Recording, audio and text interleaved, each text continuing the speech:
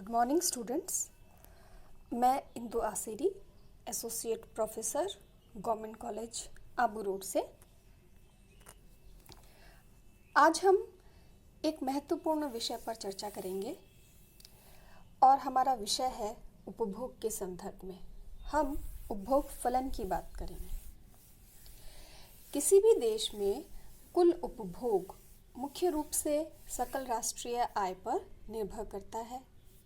उपभोग फलन अथवा उपभोग प्रवृत्ति कुल उपभोग तथा राष्ट्रीय आय इन दोनों के मध्य फलनात्मक संबंध को स्पष्ट करता है। इसका तात्पर्य क्या है? किसी भी देश में जो उपभोग है वो आय पर निर्भर करता है। चूँकि हम देश की बात कर रहे हैं तो हम कुल उपभोग की बात करेंगे, आय की बात कर रहे हैं तो कुल राष्ट्रीय आय की बात करेंगे। तो किसी भी देश का कुल उपभोग कुल राष्ट्रीय आय पर निर्भर करता है। उपभोग के संदर्भ में जो क्लासिकल अर्थशास्त्री थे उन्होंने भी अपने मत व्यक्त किए। एडम स्मिथ ने प्रारंभिक साहित्य में उपभोग फलन के बारे में चर्चा की थी। 1857 में एंजल ने भी आय और उपभोग व्यय के मध्य संबंध को बताते हुए अपना उपभोग का नियम प्रतिपादित किया था। माल्थस से लेकर विक्सेल तक व्यापार चक्र सिद्धांत के अध्ययन में भी उपभोग फलन का अध्ययन किया गया। लेकिन जेएम किन्स ने अपने सिद्धांत में उपभोग फलन की वैज्ञानिक और मनोवैज्ञानिक और सटीक व्याख्या की। जेएम किन्स ने अपनी पुस्तक the general theory of employment interest and money में 1936 में अपने 8वें और 9वें अध्याय में उपभोग फलन के बारे में विस्तृत रूप से चर्चा की थी। उपभोग फलन को अगर समीकरणीय रूप में देखा जाए तो हम एक समीकरण इस तरह से व्यक्त कर सकते हैं। C equals to function of Y, consumption is a function of income. C यहाँ उपभोग को प्रदर्शित कर रहा है, Y यहाँ राष्ट्रीय आय के द्वारा व्यक्त किया जा रहा है और F इन दोनों के मध्य फलनात्मक संबंध को बता रहा है। उपभोग और आय के मध्य फलनीय संबंध है, धनात्मक संबंध है। यह समीकरण यह बताती है कि जब राष्ट्रीय आय में बढ़ोतरी होगी तो कुल उपभोग भी बढ़ेगा।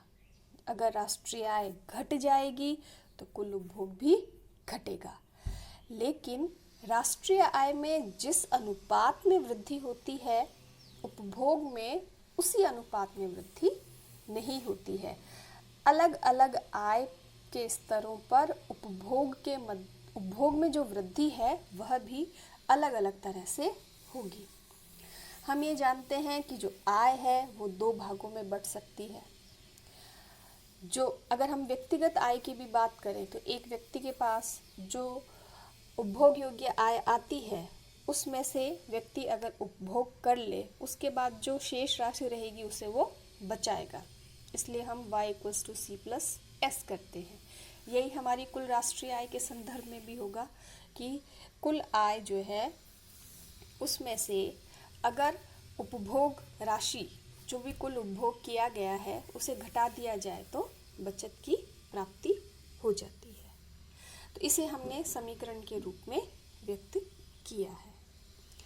इसी उपभोग को और आय के संबंध को अगर हम एक तालिका के रूप में देखें तो देखिए हमारी तालिका में पहले कॉलम में आय दी हुई है और दूसरे कॉलम में उपभोग व्यय दिया हुआ है।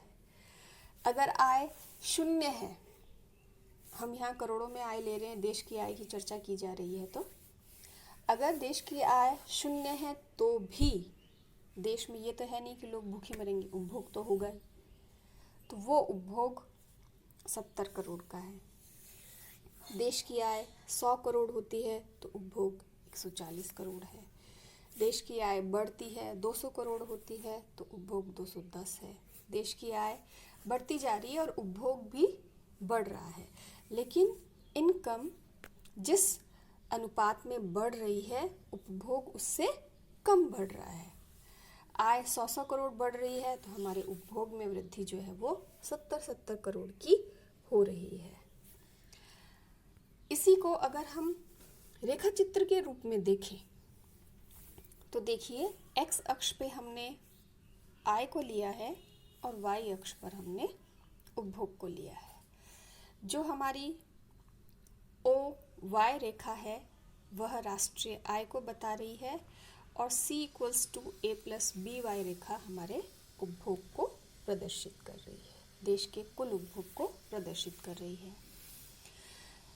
Y और C रेखा जिस बिंदु पर मिल रहे हैं वहाँ आय और उपभोग दोनों बराबर हैं। यहाँ इस रेखा चित्र के अनुसार जैसे 150 करोड़ अगर आय है तो यहाँ 150 करोड़ ही उपभोग है। ये बिंदु दोनों ही आय और उपभोग दोनों बराबर हैं। लेकिन इस 150 करोड़ से पहले की अगर आय होगी तो वहाँ देखिए जो आय रेखा है उस आय रेखा से जो उपभोग की रेखा है वो ऊपर है, मतलब आय कम है और उपभोग ज़्यादा है।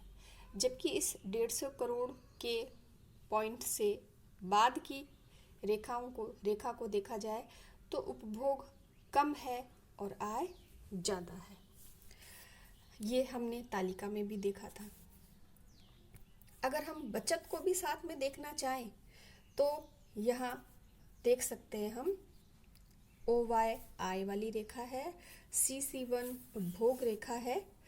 ए बिंदु पर आय और उपभोग दोनों बराबर हैं, लेकिन A1 बिंदु से पहले उपभोग ज़्यादा है और आय कम है। इसलिए जो हमारी बचत रेखा है A' बिंदु से आप देखिए A' से Y' नीचे की ओर, तो यह बचत रेखा ऋणात्मक है कि बचत हो ही नहीं रही है देश में। इस A' बिंदु पर बचत 0 है क्योंकि आय और उपभोग A1 बिंदु पे बराबर है। लेकिन इसके बाद जब देश की आय बढ़ती है, कुल आय बढ़ती है और उपभोग भी बढ़ता है, लेकिन आय तीव्र गति से बढ़ती है, उपभोग उससे कम गति से बढ़ता है, तो बचत प्रारंभ होती है और उस Y और C1 के गैप के अकॉर्डिंग इस A1 के बाद S1 तक ऊपर की ओर बढ़ता हुआ हमारा बचत जो है वो प्रदर्शित किया जा रहा है। तो हम आय, उपभोग और बचत को एक ही रेखा चित्र में इस प्रकार से प्रदर्शित कर सकते हैं। तो ये था हमारा उपभोग फलन। उपभोग फलन को बहुत से तत्व प्रभावित करते हैं। उपभोग फलन की जो अवधारणा है वो अल्पकालीन और दीर्घकालीन अवधारणा भी है। अल्पकाल में उपभोग फलन अलग तरह से चलता है और दीर्घकालीन उपभोग फलन अलग तरह का होता है। उपभोग फलन में हम औसत उपभोग प्रवृत्ति और सीमांत उपभोग प्रवृत्ति को पढ़ते हैं। इन सब के बारे में हम अगले वीडियो में चर्चा करेंगे।